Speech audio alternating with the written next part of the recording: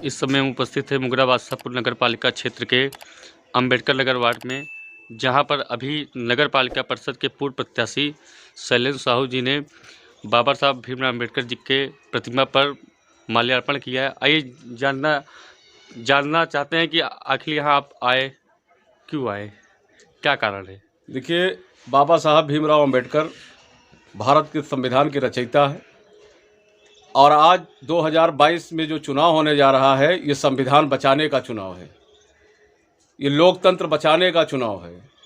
मैं जब भी चुनाव प्रचार में निकलता हूँ, बाबा साहब के श्री चरणों में अपना श्रद्धा सुमन अर्पित करके, उनको माल्यार्पण करके ही मैं चुनाव अभियान की नगर में शुरुआत करता हूँ। इसी क्रम में आज बाबा साहब को श्रद्धा सुमन अर्पित करते हुए नगर में चुनावी 2022 का जो विधानसभा चुनाव होने जा रहा है, मैं इस नगर में चुनाव अभियान अपना प्रारंभ कर रहा हूं।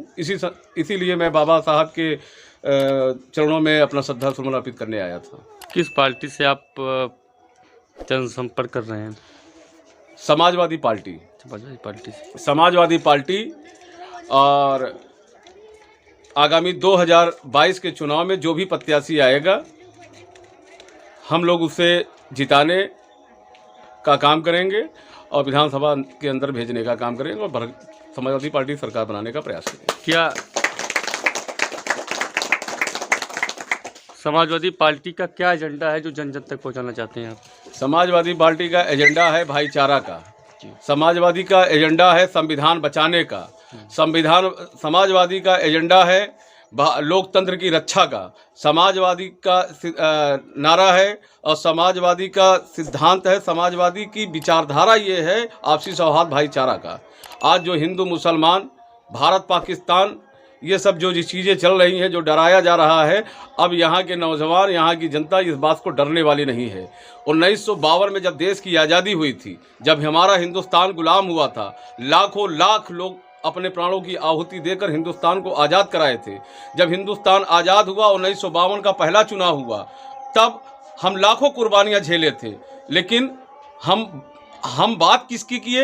हम 1952 का चुनाव किस पे लड़े? विकास पे लड़े। आज 70 साल देश की आज़ादी को हो गया, अब हमको लड़ाया जा रहा है हिंदू के नाम पे। हमको ये चुनाव लड़ा जा रहा है पाकिस्तान के नाम पे। पाकिस्तान की हैसियत क्या है हिंदुस्तान के सामने? पाकिस्तान की हैसियत कुछ है हिंदुस्तान के सामने? आज गुजरात का चुनाव होगा, मध्य प्रदेश का चुनाव होगा, कहीं बिहार का और 135 करोड़ की आबादी हमारा हिंदुस्तान, आप हमारा उसका कंपटीटर बनाए हैं। हमारे सामने उसकी हैसियत क्या है हिंदुस्तान के सामने? उसका जो पाकिस्तान का बार बार भारतीय जनता पार्टी के लोग नाम लेते हैं और उस पाकिस्तान के लोगों से हमें जो डराने और धमकाने का काम कर रहे हैं, मैं बताना चाहता हूँ, ये हिंदुस्तान का अपमान है, ये सेना के जवानों का अपमान है। शैलेंद्र जी, जब चुनाव आता है तो लोग भीमराव अम्बेडकर जी को याद करते हैं, कहीं ना कहीं क्या राजनीति नहीं है? आप सही कह रहे हैं। बहुत बढ़िया क्वेश्चन आपने किया, इसके लिए मैं आपको बधाई भी देता हूं कि बहुत सही मौके पे आपने किया। बाबा साहब भीमराव अम्बेडकर की चरणों में श्रद्धा सुमन अर्पित करने में आज पहली बार नहीं आया हूं, ये लोग जानते हैं, यहीं के निवासी हैं। और 14 अप्रैल बाबा साहब की जब जयंती थी, तो यहीं पे भारतीय जनता पार्टी के लोग भी आए थे और कांग्रेस के लोग भी आए थे, समाजवादी पार्टी और बहुजन समाज पार्टी के लोग आए थे। बहुत ही अच्छा लगा था। यही तो बाबा साहब चाहते थे, समानता, एकता और समानता की बात करते। सारे दल के नेता यहीं बैठे थे, उसमें मैं भी था। और नगर के प्रथम व्यक्ति माननीय श्री गोविंद साहू जी, जो हमारे यहाँ के चेयरमैन हैं, उन्होंने बिना किसी से कहे, कोई उनसे नहीं कहा था, उन्होंने एक बात कहा था, यहाँ पे जो चबूतरा है बाबा साहब का, यहाँ पे टाइल्स लगाने का काम करेंगे और जितना 14 अप्रैल का खर्च आता है वो सारा हम वहन करेंगे, नाश्ते पानी का इंतजाम करेंगे। क्या अभी तक टाइल्स? हमारी पूरी बात सुनिए। उसके बाद आज मैं जब आ रहा हूं तो यहाँ टाइल्स लगा ही नहीं है। चुनाव आचार संहिता के बाद 14 अप्रैल फिर आ जाएगा, 1 साल हो जाएगा। यही करनी और कथनी में अंतर है इन भारतीय जनता पार्टी के लोगों में। मैं आप उपस्थित यहाँ सभी को विश्वास दिलाना चाहता हूँ, बाबा साहब के श्री चरणों में मैंने जो श्रद्धा सुमन अर्पित किया है, ये अपना भाव प्रकट किया है। और चुनाव आचार संहिता मेरी व्यवस्था है, चुनाव आचार संहिता जिस दिन समाप्त होगी उसके तीसरे दिन से यहाँ काम चालू हो जाएगा और टाइल्स लग जाएगा। उनका इंतजार हम नहीं करेंगे। ये जन सहयोग से, मैं इतना बड़ा आदमी भी नहीं हूँ, लेकिन जनता के सहयोग से बड़ा काम किया जा सकता है। जन सहयोग से ये सारा काम कराऊंगा। भाजपा तमाम वादे कर रही है, क्या लगता है कि दोबारा भारतीय जनता पार्टी की उत्तर प्रदेश सरकार बनेगी? भारतीय जनता पार्टी ने वादा क्या किया? 2 करोड़ रोजगार। सारे युवाओं से पूछिए, युवाओं के बीच में जाइए, क्या रोजगार मिल गया? आज रोजगार के नाम पे लाठियां मिल रही हैं। भारतीय जनता पार्टी अभी हाथरस कांड कोई भूला नहीं है। जिस तरह से एक बहन एक बेटी को रात में जला दिया, उतरा है बाबा साहब का, यहाँ पे टाइल्स लगाने का काम करेंगे और जितना 14 अप्रैल का खर्च आता है वो सारा हम वहन करेंगे, नाश्ते पानी का इंतजाम करेंगे। क्या अभी तक टाइल्स? हमारी पूरी बात सुनिए।